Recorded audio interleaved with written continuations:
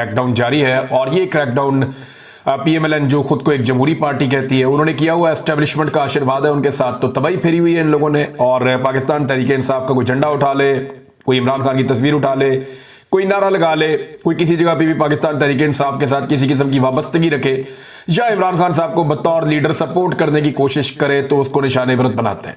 अब चादर और चार दीवारी का तकद्दुस पामाल किया जा रहा है। रात भर बार बार छापे मारे गए हैं। गुज़िश्ता रात सूरत हाल बहुत खराब थी, आज दिन को भी ऐसे ही है।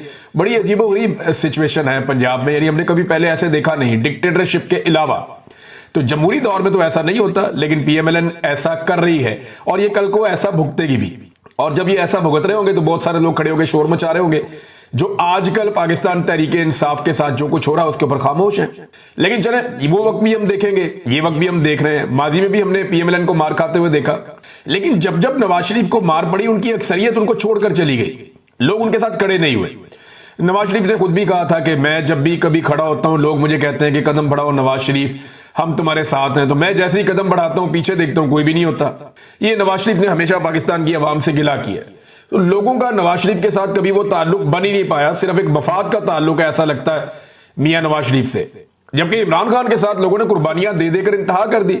ना इमरान खान किसी को कुछ देता है, ना कोई उसके साथ कोई मफाद है, लेकिन इसके बावजूद इमरान खान के साथ पाकिस्तानी कौम खड़ी है और वो हकीकी आज़ादी की लड़ाई इमरान खान के साथ मिलकर लड़ना चाहते हैं। अब ये क्रैकडाउन चल रहा है और टिकाकर चल रहा है। पंजाब में जड़ी नून लीग ने पीटीआई के कारकुनों की तबाही फेरी हुई है एक। तो खबर यह भी है कि एक एफआईआर सिर्फ इसलिए हो गई कि दुकान के बाहर कुर्सी डाल के बैठा हुआ था पीटीआई का कारकुन। इन्हीं दुकान है, दुकान के बाहर कुर्सी डाली हुई है, इसके ऊपर एफआईआर हो गई और दबा के पीटीआई को जो है ना वो जलील कर रहे हैं। हत्ता कि एक एफआईआर सोशल मीडिया पे गर्दिश कर रही है और बड़े सहाफी एक दो तीन उन्होंने भी लगाई हुई है इस एफआईआर में।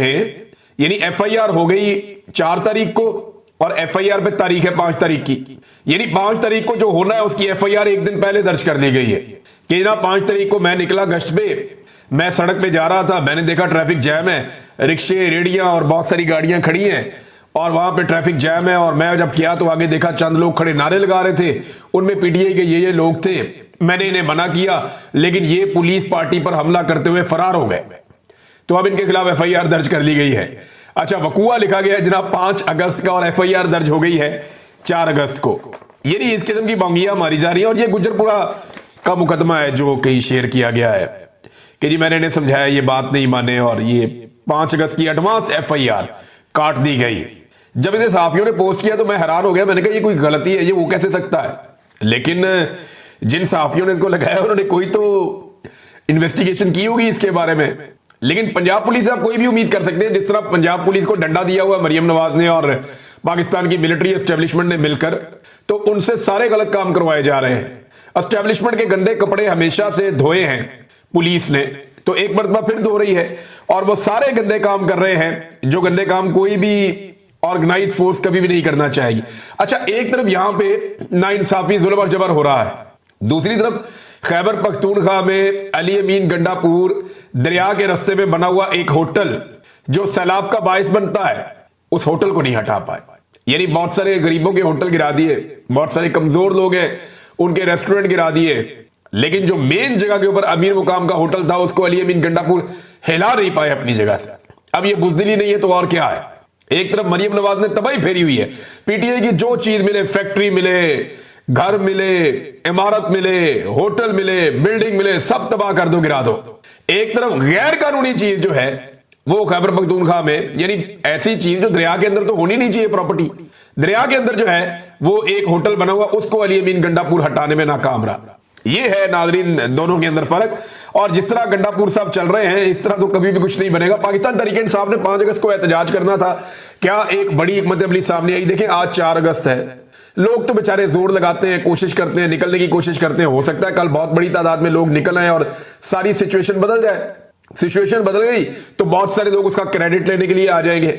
लोग ये कहेंगे जनाब ये हमारी वजह से हुआ, हमने ये किया था, हमने जोर लगाया। सब बंदे अपनी अपनी बात करेंगे ना, लेकिन हकीकत यह है कि पाकिस्तान तहरीक इंसाफ की क़यादत ने कोई ऐसा लायामल नहीं दिया जिसे आप सरप्राइज कह सके। मैंने आपको कुछ दिन पहले यह बताया था कि जेल से मेरे पास इत्तला है कि इमरान खान साहब ने अब टेस्ट मैच खेलने का फैसला किया है इस हुकूमत के साथ, और वो अब टेस्ट मैच ही खेलेंगे। एक अब आसाफ की लड़ाई लड़ेंगे एस्टेब्लिशमेंट के साथ इमरान खान साहब और इन्हें थकाएंगे। उनके बाद जेल में ऑप्शंस आती जाएंगी, वो उनको इस्तेमाल करते जाएंगे, लेकिन ना वो डील करेंगे इमरान खान साहब जो बज़ाहिर दिखाई दे रहा है, और ना इमरान खान साहब को इस बात की उम्मीद है कि फौरी तौर पे उनकी पार्टी कोई ऐसे बड़े इकदाम उठा सकती है जिससे इमरान खान साहब की और बाकी लोगों की रिहाई हो जाए।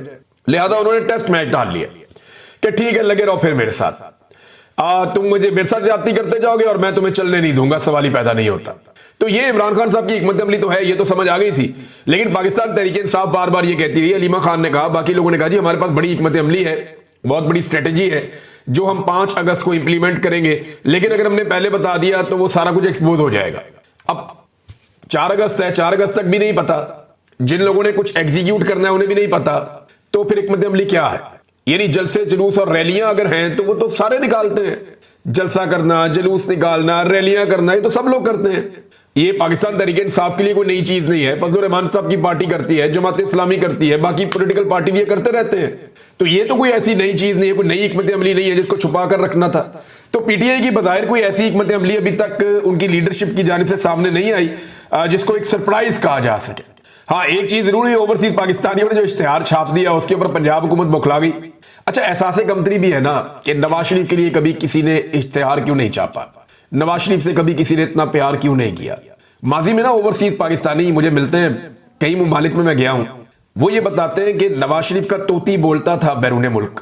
ओवरसीज पाकिस्तानी पीपल्स पार्टी से नफरत करते थे और नवाज शरीफ से इश्क करते थे। एक वक्त ये था जब नवाज शरीफ ने कहा कि कर्ज उतारो और मुल्क सवारों की स्कीम आ रही है, उसके ऊपर दुनिया नवाज शरीफ के साथ चल पड़ी, इतना पैसा जमा हुआ कहां गया कुछ पता नहीं है। फिर यही मियां नवाज शरीफ साहब जो है, इनसे ओवरसीज पाकिस्तानी इनकी एक झलक देखने के लिए एक दौर था, तरसते थे। लेकिन फिर वक्त आया जब इनके पोल खुले, पता चला कि ये करप्ट है, बेईमान है, इनकी ये प्रॉपर्टीज है, इन्होंने ये कुछ किया हुआ है, और पाकिस्तान के हालात बेहतर करने की बजाय उनमें बिगाड़ पैदा करते रहे। फिर हर दफा कौम को इनकलाब की बत्ती के पीछे लगा के, ट्रक की बत्ती के पीछे, खुद ये जाके जूते पॉलिश शुरू कर देते हैं। तो लोगों को आइडिया हो गया कि ना इनका किरदार है, ना ये लोग सियासी लोग हैं, ना ये लोग मुल्क के वफादार हैं, और ना ये लोग ईमानदार हैं। अब ये एक्चुअली जब एक पोस्टर या बैनर हम बचपन से देखते थे ना PMLN का, तो उसमें 1-2 चीजें तो जरूर लिखी होती थी। एक, बाकिरदार क़यादत, ये जरूर लिखा होता था, और ईमानदार, यानी ईमानदार और बाकिरदार, ये दयानतदार, ईमानदार, बाकिरदार, ये अल्फाज मियां नवाज शरीफ साहब के बैनर्स और पोस्टर्स के साथ लगे हुए होते थे। फिर मियां साहब अपने मुंह से कहते थे हम इक्तदार की नहीं इकदार की सियासत करते हैं, लिहाजा एस्टेब्लिशमेंट को और फौज को सियासत से निकल जाना चाहिए। आज मियां साहब और उनके सारे लटरम पटरम ये मिलकर कहते हैं जी हमें बड़ा फख्र है इस बात के ऊपर कि हम एक हाइब्रिड मॉडल लेकर आए। हाइब्रिड का लफ्जी मतलब है दोगला, कि हम एक दोगला निजाम लेकर आए जिसमें हुकूमत कोई और कर रहा है और सामने हम बैठे हुए स्टीयरिंग के ऊपर। यानी ऐसा महसूस हो रहा है जैसे कि हमें सिर्फ बिठाया गया है स्टीयरिंग पे सिर्फ शो शाह के लिए, पीछे से हुकूमत तो कोई और चला रहा है, ड्राइव तो कोई और कर रहा है, हम तो ड्राइव नहीं कर रहे। तो ये दोगला निजाम आज बड़े फख्र से ये कहते हैं जनाब हमें फख्र है कि हम ये कर रहे हैं, फौज हुकूमत चला रही है, हम जनाब उनके पीछे बैठे हुए सिर्फ अपना चेहरा लेकर, हम ना 3 में ना 13 में। तो मियां साहब ने अपनी इज्जत खुद गंवा ली। वही ओवरसीज जो कल तक मियां साहब के नाम की माला जपते थे, आज वो मियां साहब को मुंह नहीं लगाते। उन्हीं शहरों में जहां मियां नवाज शरीफ साहब की एक झलक देखने के लिए लोग तरसते थे, आज उन्हीं शहरों के अंदर मियां नवाज शरीफ साहब अपनी खिड़की खोल के बाहर मुंह नहीं निकाल सकते कि कोई गंदा अंडा ही ना मार दे। ये इतनी अजीबोगरीब सूरत हाल इनके साथ क्यों हो गई? देखिए, एक इश्तिहार को लेकर ये बेचारे परेशान हो गए जो ओवरसीज पाकिस्तानियों ने न्यूयॉर्क टाइम के अंदर लगवाया। न्यूयॉर्क टाइम के अंदर इश्तिहार लगवाया, ये इतने बौखला गए कि इनकी वज़ीर इत्तलात आके बैठी। उन्होंने कहा जी कि ये $1,80,00,000 का इश्तिहार है, $1,80,00,000। ये तो बहुत अरबों रुपए बनते हैं। तो क्या न्यूयॉर्क टाइम में अरबों रुपए का इश्तिहार छपता है? मैंने उसको चेक किया तो वो पता चल गया ये कोई 1-1.5 लाख से शुरू होता है। मैक्सिमम इश्तिहार जो सबसे महंगा वाला है वो $2.5 लाख तक जाता है, इससे महंगा तो ये होता ही नहीं इश्तिहार। और जो इमरान खान साहब ने इश्तिहार छापा ये मैक्सिमम $1 लाख $1.5 लाख का होगा, इससे ऊपर क्या होगा? तो $1-1.5 लाख तो ओवरसीज पाकिस्तानी इमरान खान के ऊपर से वार के फेंक देते हैं। भाई इमरान खान ब्रांड है, लोग उससे प्यार करते हैं, उस पर जान निछावर करते हैं। आपको 3 साल हो गए, आप मिलिट्री एस्टेब्लिशमेंट के साथ मिलकर उसको पीस रहे हैं, उसको मार रहे हैं, उसको तबाह कर रहे हैं, आप उसका कुछ भी नहीं बिगाड़ सके। लोग आज भी उसके साथ खड़े हैं। जिस दिन पाकिस्तान में फ्री एंड फेयर इलेक्शन हो गया या जिस दिन फौज को न्यूट्रलाइज कर दिया पाकिस्तान की आवाम ने, उस दिन आपको अपनी जो पहले 17 सीटें मिली है शायद वो भी ना मिले। बल्कि कुछ जो सीनियर सियासतदान है वो ये दावा कर रहे हैं कि पहले तो इनको 17 सीटें मिल गई थी, अब इलेक्शन करवा लें, इनको वो 17 सीटें भी नहीं मिलनी, इनका बेड़े गर्क हो गया। अब इनकी शक्ल नहीं देखना चाहती, जो हरकतें इन्होंने पाकिस्तानियों के साथ कर दी हैं, और इनके अपने लोग मुंह छुपाते फिर रहे हैं बेचारे। ये सारा कुछ मियां नवाज शरीफ साहब ने मेहरबानी की है। बहरहाल ये इतने परेशान हो गए एक इश्तिहार पे जिसके पैसे अवाम ने दिए, यानी लोगों ने अपनी मर्जी से इश्तिहार छापा, जिसकी मर्जी शक्ल छापे। अब नवाज शरीफ की नहीं छापते क्या करें? वो इमरान खान को पसंद करते हैं, उसके बारे में बात करते हैं, उसके बारे में इश्तिहार छापते हैं, उसके लिए एहतजाज करने निकलते हैं। लंदन के अंदर एहतजाज हुआ है, देख के यहां हैरत होती है कि पूरी की पूरी पीडीएम मिलकर एस्टेब्लिशमेंट को साथ भी मिला ले तो लंदन में 10 डाउनिंग स्ट्रीट के बाहर वो इससे आधे बंदे इकट्ठे नहीं कर सकते मिलके। लेकिन इमरान खान साहब की एक छोटी सी कॉल के ऊपर उनका एक अदना सा कारकुन कहता है कि आ जाओ, तो सारे पहुंच जाते हैं 10 डाउनिंग स्ट्रीट के बाहर, ओवरसीज पाकिस्तानी।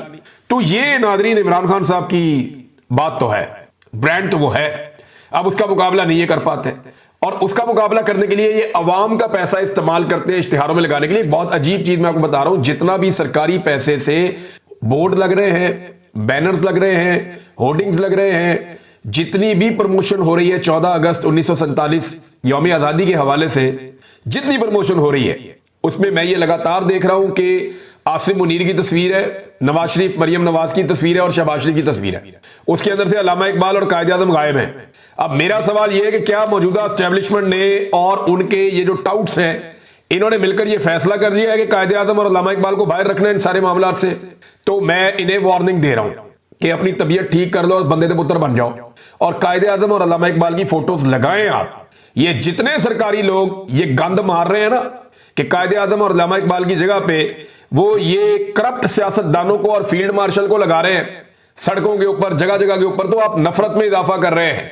14 अगस्त 1947 पाकिस्तान आजाद हुआ था, बानिया पाकिस्तान एक ही था, कायदे आजम मोहम्मद अली जिन्ना। ये लोग तो तब पैदा भी नहीं हुए थे जिनके आप बैनर और पोस्टर लगाते चले जा रहे हैं। तो मेरे ख्याल में होश के नाखून लें और ये गंदी और गलीज हरकतें बंद करें। सरकारी पैसे का इस्तेमाल उस काम के लिए करें जिस काम को अवाम अप्रिशिएट करे। ये नई चीज मैं एक पहली मर्तबा देख रहा हूं कि कायदे आजम मोहम्मद अली जिन्ना और अल्लामा इकबाल रहमतुल्लाह अलैह और बाकी जो लोग बानियाने पाकिस्तान है उन लोगों की फोटोज नहीं लगा रहे ये लोग, और सरकारी पैसा इस्तेमाल कर रहे हैं। ये किसी का जाती पैसा नहीं है, सरकारी पैसा है।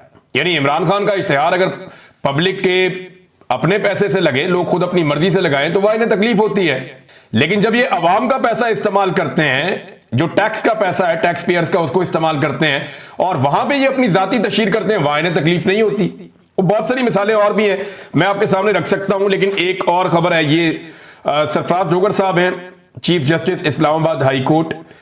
इन्होंने जब नोटिस लिया और ये मामला उनके पास आया, जो मामला है लापता अफराद के लवाहिकीन जो इस्लामाबाद में एहतजाज कर रहे हैं उसके ऊपर, और यानी ये आज के दिन में रखा गया था वहां पे सुनने के लिए। तो इस केस में क्या हुआ मैं आपको बताऊंगा, आप हैरान हो जाएंगे। हमें पहले ऐसे लगा कि इस्लामाबाद हाई कोर्ट जो है वहां पे एक लार्जर बेंच केस सुन रहा था, जो जबरी तौर पे गुमशुदगियां होती हैं या लापता अफराद का एक केस है, वो वहां पे लगा हुआ था, लेकिन वो बेंच टूट गया था। अब एक नया बेंच तश्कील देना था ताकि लवाहिकीन को इंसाफ मिले। तो हमें ऐसा लगा कि चीफ जस्टिस ने बुलाया तो वो बेंच बनाएंगे, लेकिन बेंच बनाने की बजाय उन्होंने कोई और ही काम कर दिया। चीफ जस्टिस साहब ने जो कुछ अदालत के अंदर किया उससे ऐसा लगता है कि वो चाहते हैं कि इसी तरह बस इनको उठाओ यहां से, ये जो बलूचिस्तान से लोग चलकर आए हुए इनको उठाओ यहां से, ये यहां पे कहां पे आके बैठ गए हैं। और पुलिस के ऊपर चीफ जस्टिस गर्म हो गए कि इनको उठाया जाए, डिप्टी कमिश्नर को अहकाम जारी कर दिए कि इनको यहां से उठाया जाए। डिप्टी कमिश्नर ने कहा जी कोई और इनको जगह दे देते हैं दूर दराज, वहां पे ये चले जाएं, यानी कहीं और इनको बिठा देते हैं जाके। अब चीफ जस्टिस ने कहा जी मुजाहिरीन के साथ मुज़ाकरात करें और धरना खत्म करवाएं। चीफ जस्टिस साहब ये नहीं सोच रहे कि ये लोग आए क्यों हैं, ये नहीं सोच रहे कि ये वहां पहाड़ों से, चट्टानों से और रेगिस्तानों से उठ के, जहां इंटरनेट नहीं है, जहां पे सहूलियात नहीं है बुनियादी जो जिंदगी की होती हैं, वहां से ये लोग उठकर इतनी दूर इस्लामाबाद क्यों आए। ये हजारों किलोमीटर का फासला तय करके पहुंचे हैं, तो ये सिर्फ यहां पे आगे सड़क पे बैठने के लिए पहुंचे हैं। इनकी बात तो सुने कि ये आए क्यों। आपको इनकी शक्लें बुरी लगती हैं, आपको इनके कपड़े अच्छे नहीं लगते, आपको ये गरीब लगते हैं, कमजोर लगते हैं, आपको इनसे घिन आती होगी, आपको लगता होगा ये कीड़े मकोड़े हैं, लेकिन ये पाकिस्तान के उतने ही शहरी हैं जितने आप शहरी हैं। ये बलूचिस्तान से आए जिनके वसाइल के ऊपर आप पूरी दुनिया में जाके इतराते फिरते हैं कि हमारे पास बड़ी मादनियां आता है, हम आपको ये दे देंगे वो दे देंगे। ये वही बलूचिस्तान के शहरी हैं जिनको आज तक बुनियादी इंसानी हकूक नहीं मिले। आप ये तो चाहते हैं यहां से उठ जाए, ये नहीं चाहते कि ये आए क्यों है। वो वजह खत्म करें ना चीफ जस्टिस साहब। देखें एक दिन आप मर जाएंगे, जब आप मर जाएंगे तो आपके घर वाले आपको दफन कर देंगे। जब आप दफन हो जाएंगे तो फिर आपकी एक नई कहानी शुरू हो जाएगी, आपको हिसाब देना पड़ेगा। और ये मासूम लोग आपका गिरेबान पकड़े, इससे बेहतर है इन्हें इंसाफ दें। ये लोग आपका गिरेबान पकड़ेंगे, ये आपसे सवाल पूछेंगे, तब आपके पास जवाब नहीं होगा। हकूकुल इबाद की तो अल्लाह भी माफी नहीं देता, और आपकी तो बहुत बड़ी जिम्मेदारी है। आपको तो चीफ जस्टिस बना दिया गया है इस्लामाबाद, अब हादसाती तौर पे बना दिया गया है, लेकिन बना दिया गया है, ये आपके गले पड़ गई है। अब आपको इंसाफ तो देना पड़ेगा। अब ये बेचारे लापता इनके लोग हो गए हैं, पूछे उन माओ से जो बेचारी आकर बैठी हुई हैं, वो किसी को शौक है इतनी दूर से बलूचिस्तान से अपना घर बार छोड़ के, अपना काम सब कुछ छोड़ के वो इस्लामाबाद आ गए, यहाँ सड़कों पे पड़े हुए हैं, सड़कों के ऊपर वो लेटे हुए, वहां बैठे हुए बेचारे एहतजाज कर रहे हैं बारिश के अंदर, खराब मौसम के अंदर। किसी माँ से पूछे उसकी बेचारे की, वो उसकी आंखें दरवाजे पे लगी हुई होती है कि मेरा बेटा पता नहीं कब वापस आएगा। भाई अगर किसी ने कोई जुर्म किया है, अगर किसी ने कोई जुर्म किया है तो अदालत जाने ना, उसको अदालत में पेश करे पकड़ने के बाद। ये तो नहीं हो सकता कि कोई एजेंसी ये फैसला कर ले और वो इंसानों की जिंदगी और उनकी सांसों की मालिक बन जाए कि जनाब हमें लगता है बंदा ठीक नहीं है, पकड़ के अंदर कर दो। भाई इनको तो मैं भी खराब लगता था, मुझे पकड़ के अंदर कर दिया था लंबे अरसे के लिए। तो अगर बेगुनाह आदमी मैं अंदर जा सकता हूं तो बहुत सारे और लोग भी अंदर जा सकते हैं बेगुनाह। इंतजार बंजूथा बेगुनाह था, अहमद फरहाद बेगुनाह था, समी इब्राहिम साहब बेगुनाह थे, और जो आर्या मकबूल जान के साथ हुआ वो भी बेगुनाह थे। जो लोग जबरी तौर पे लापता हुए, मैं चंद मिसालें आपके सामने रख रहा हूं, और बहुत सारे लोग हैं। सदाकत अब्बासी ने कौन से कुछ जुर्म किए हुए थे, और जितने लोग प्रेस कॉन्फ्रेंस कर देते थे वो किसी और तरफ, और जो नहीं करते थे वो किसी और तरफ। बहरहाल वो मामला दूर चला जाएगा। चीफ जस्टिस साहब आपको इंसाफ देना पड़ेगा, वरना फिर आपको जवाब देना पड़ेगा, इस जहान में भी और अगले जहान में भी। और एक बार ज़हन में रखिएगा, पाकिस्तान में जब भी इनकलाब आएगा ना, तो इस किस्म की अदालती जजमेंट्स और इस किस्म के कंप्रोमाइजेज की वजह से ये आपकी अदलिया भी अवाम के नरगे में आएगी। उस वक्त लोगों को अदलिया के ऊपर भी गुस्सा आ रहा है, और लोग ये जानते हैं कि जो कुछ पाकिस्तान में हो रहा है इसमें अदलिया इस वक्त एक सहूलतकार का किरदार अदा कर रही है। वो बेचारे बलोच बुरे लगते हैं आपको, उनकी बात तो सुनो, उनकी तकलीफ तो महसूस करो। सरफराज डोगर साहब, आपका बेटा उठा लिया जाए ना, ये बेटी उठा ली जाए और उसे जबरी तौर पे लापता कर दिया जाए, आपको और आपकी अहलिया को पता ही ना चले, पूरा खानदान टकरे मारते रहे, कभी इधर भागें, कभी एहतजाज करें, कभी अदालत में जाएं, आपको पता ही ना चले वो गया कहां पे है। आप दुनिया छान मारे, जहां मर्जी आप चले जाएं, आपको समझ ही ना आए वो गया किधर। एक उम्मीद आपको बाकी हो कि एक दिन वो वापस आ जाएगा, इसके अलावा कुछ भी नहीं। पूरी रियासत आपकी बात सुनने से इनकार कर दे, फिर आपको पता चलेगा ये तकलीफ क्या होती। जो इस तकलीफ से गुजरता है ना, उसी को आइडिया होता है। और अगर कोई इस तकलीफ से गुजरे बगैर इसके इंसाफ के लिए कोशिश करे तो वो बहुत अजीम इंसान होता है। तो आप कोशिश करें कि आप थोड़ा सा अजमत के किसी मेयार पे पूरा उतरे और इन लोगों के लिए आवाज उठाएं, बजाय इन लोगों को उठवाने के। यानी इन लोगों को उठवाने से क्या होगा, ये चले जाएंगे बेचारे मायूस होकर। आप इनको दीवार के साथ लगा के करना क्या चाहते हैं? ये इस शहर में आए कि यहां पे फैसले होते हैं, ये अपना फैसला लेने आए कि हमारे प्यारे हमें वापस करो या अदालतों में पेश करो, अपना फैसला लेने आए। और आप ये फैसला सुनाने के दौड़ जाओ यहां से, या कोई इंसाफ नहीं है, कानून नहीं है, रियासत नहीं है, तो वो क्या करेंगे जाके वापस? आप उनकी ऑप्शंस खत्म कर रहे हैं। फिर आप कहते हैं दहशतगर्दी बढ़ रही है, फिर आप कहते हैं लोग रियासत के खिलाफ क्यों हो रहे हैं, फिर आप कहते हैं रियासत के खिलाफ लोग नारे क्यों लगाते हैं।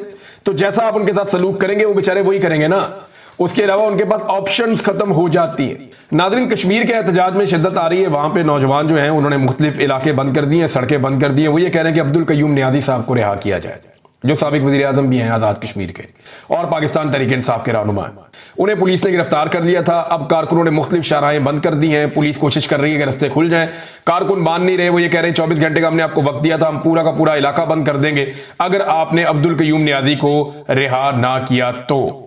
अभी तक तो सूरत हाल जूं की तूं है। जो इसके अंदर फर्दर डेवलपमेंट होगी आपके साथ मैं शेयर करूंगा। मौलाना ज़ियाउर रहमान साहब हैं, ये फजलुर रहमान साहब के भाई हैं। इन्होंने एक दावा किया है, ब्रिगेडियर राशिद नसीर, जिनका यह केस भी एक चल रहा था बरतानिया में, ये ब्रिगेडियर राशिद, अब तो रिटायर फौजी है ये, तो ब्रिगेडियर राशिद नसीर और इसके बारे में अली अमीन गंडापुर के बारे में उन्होंने कुछ इंकशाफ किया है, या आप इल्जाम कह लें। उन्होंने कहा क्या, उन्होंने कहा जी ब्रिगेडियर राशिद नसीर ने गिरफ्तारी के वक्त जब अली अमीन गंडापुर के बाल काटे थे तो इसी वक्त आपसे लिखवा लिया था कि पीटीआई को तोड़ना है। हमें तो मालूम है, पीटीआई वालों को भी इसका किरदार मालूम होना चाहिए। आपने उसी वक्त सौदा कर लिया है जिनके साथ आपने सौदा किया था, अब उनके काम के भी आप नहीं रहे। ये मौलाना ज़ियाउर रहमान साहब फजलुर रहमान साहब के भाई हैं, ये वो दावा कर रहे हैं। अब गंडापुर साहब इसका क्या जवाब देते हैं, उनके भाई क्या जवाब देते हैं। उन्होंने कहा जी बाल जो है वो ब्रिगेडियर राशिद नसीर ने कटवाए थे अली अमीन गंडापुर के, ये मौलाना ज़ियाउर रहमान साहब ने दावा किया है। अच्छा, ये दावा कोई और करे ना तो चुक्का जाएगा और मार पड़ेगी उसे। कोई भी ये दावा करेगा ना पाकिस्तान में उसको चुक लेंगे, उसको मारेंगे, कुटेंगे। फजलुर रहमान साहब एस्टेब्लिशमेंट के साथ मिलकर स्टेटस को का हिस्सा रहते हैं, लिहाजा उनके भाई को कोई उंगली भी नहीं लगा सकता। बल्कि जो लोग ज़ेरे अताब आते हैं ना, उनमें से कुछ लोग अब दूसरी पॉलिटिकल पार्टी ज्वाइन करना शुरू हो गए हैं।